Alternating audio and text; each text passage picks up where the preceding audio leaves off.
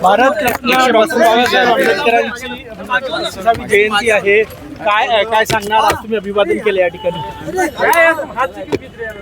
आज महामानव डॉक्टर बाबासाहेब आंबेडकरजी यांची 135वी जन्म जयंती सोहळा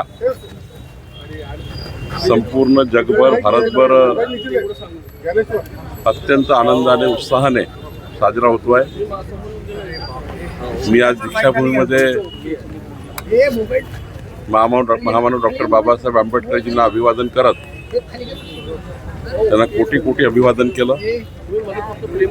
आणि आज नागपूरवरनं डॉक्टर बाबासाहेब आंबेडकरजीच्या नावाने एक टुरिस्ट सर्किट जे तयार झालं पर्यटन विभागाचं, त्या सर्किटच्या 2 बसेस आज या ठिकाणून रवाना झाल्या. यामध्ये दीक्षाभूमीपासून तर मुक्तिभूमी नाशिकपर्यंत, मुक्तिभूमी नाशिकपासून तर चैत्यभूमी मुंबईपर्यंत या 2 बसेस या ठिकाणी रवाना झालेल्या आहेत. कालही 2 बसेस गेलेल्या आहेत. आणि यातून महामानव डॉक्टर बाबासाहेब आंबेडकरांचा विचार, सामाजिक न्याय, समता, बंधुतेचा विचार हा समाजाच्या प्रत्येक घरापर्यंत पोहोचवण्याचा एक पर्यटन विभागाचा प्रयत्न आहे. तसंच आज महाराष्ट्र शासनाच्या वतीने आज डॉक्टर बाबासाहेब आंबेडकरांच्या जयंतीनिमित्त सामाजिक सप्ताह आयोजित करण्यात आला होता. आज सामाजिक सप्ताहाचा आज समारोप या ठिकाणी आहे. जे समाजामधील विविध लाभार्थी आहेत त्या लाभार्थ्यांना वेगवेगळ्या पद्धतीने मुख्य प्रवाहात आणण्याची योजना महाराष्ट्र शासनाने तयार केली, नागपूरच्या सामाजिक न्यायाने तयार केली आहे, नागपूरच्या सामाजिक विभागाने तयार केलेली आहे. आजचा दिवस हा खूप पवित्र दिवस आहे. आजच्या दिवशी बाबासाहेबांनी जन्म घेतला आणि आज संपूर्ण जगभर, देशभर एक लोकशाहीमध्ये आपण किती चांगल्या पद्धतीने नांदू शकतो हे ज्या घटनेने आम्हाला दिलं आहे.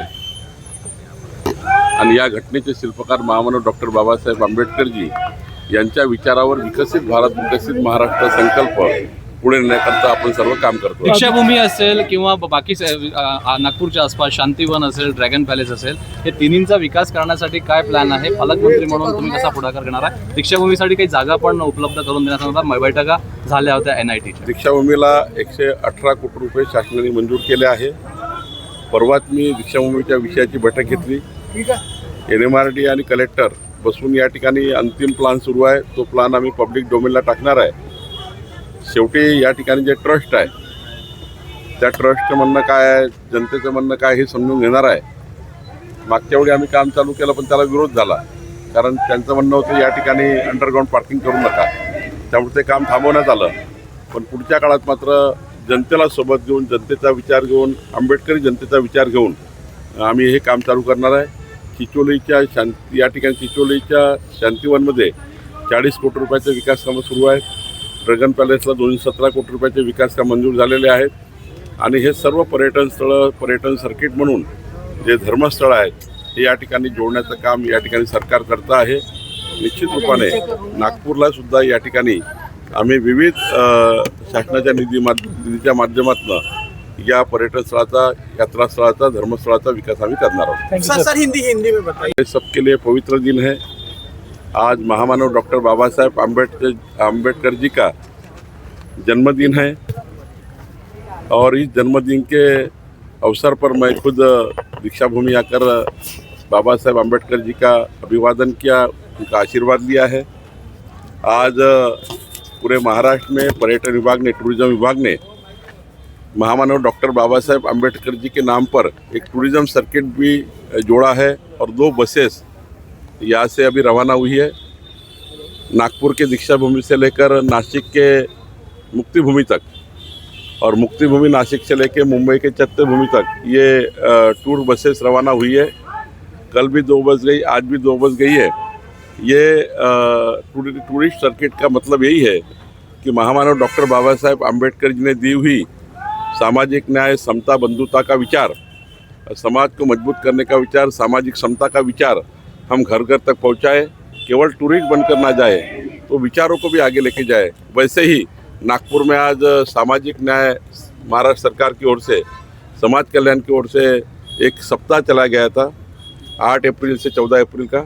इसमें आज समापन है। उसमें इस सामाजिक सप्ताह में 8 दिन कार्यक्रम चले।